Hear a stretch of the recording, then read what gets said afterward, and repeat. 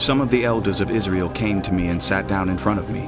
Then the word of the Lord came to me. Son of man, these men have set up idols in their hearts and put wicked stumbling blocks before their faces. Should I let them inquire of me at all? Therefore speak to them and tell them, This is what the sovereign Lord says. When any of the Israelites set up idols in their hearts and put a wicked stumbling block before their faces and then go to a prophet, I, the Lord, will answer them myself in keeping with their great idolatry. I will do this to recapture the hearts of the people of Israel, who have all deserted me for their idols. Therefore say to the house of Israel, This is what the sovereign Lord says. Repent, turn from your idols and renounce all your detestable practices. when any of the Israelites or any foreigner residing in Israel separate themselves from me and set up idols in their hearts and put a wicked stumbling block before their faces and then go to a prophet to inquire of me, I, the Lord, will answer them myself. I will set my face against them and make them an example and a byword. I will remove them from my people.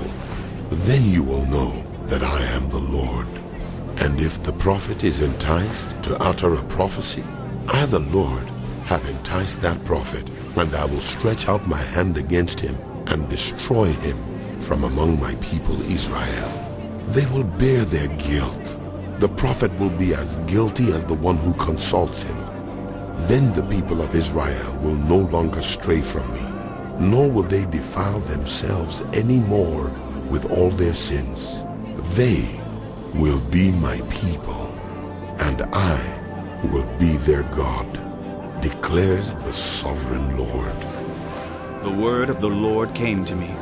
Son of man, if a country sins against me by being unfaithful, and I stretch out my hand against it to cut off its food supply, and send famine upon it and kill its people and their animals, even if these three men, Noah, Daniel, and Job were in it, they could save only themselves by their righteousness, declares the sovereign Lord. Or if I send wild beasts through that country, and they leave it childless and it becomes desolate so that no one can pass through it because of the beasts, as surely as I live, declares the sovereign Lord, even if these three men were in it, they could not save their own sons or daughters. They alone would be saved, but the land would be desolate. Or if I bring a sword against that country and say, let the sword pass throughout the land, and I kill its people and their animals, as surely as I live, declares the sovereign Lord, even if these three men were in it, they could not save their own sons or daughters.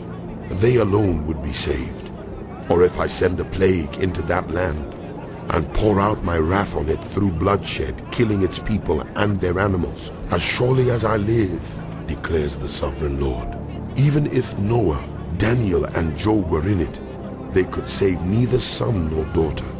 They would save only themselves by their righteousness. For this is what the sovereign Lord says. How much worse will it be when I send against Jerusalem my 4 dreadful judgments, sword and famine, and wild beasts and plague, to kill its men and their animals. Yet there will be some survivors, sons and daughters who will be brought out of it. They will come to you, and when you see their conduct and their actions, you will be consoled regarding the disaster I have brought on Jerusalem, every disaster I have brought on it. You will be consoled when you see their conduct and their actions, for you will know that I have done nothing in it without cause, declares the sovereign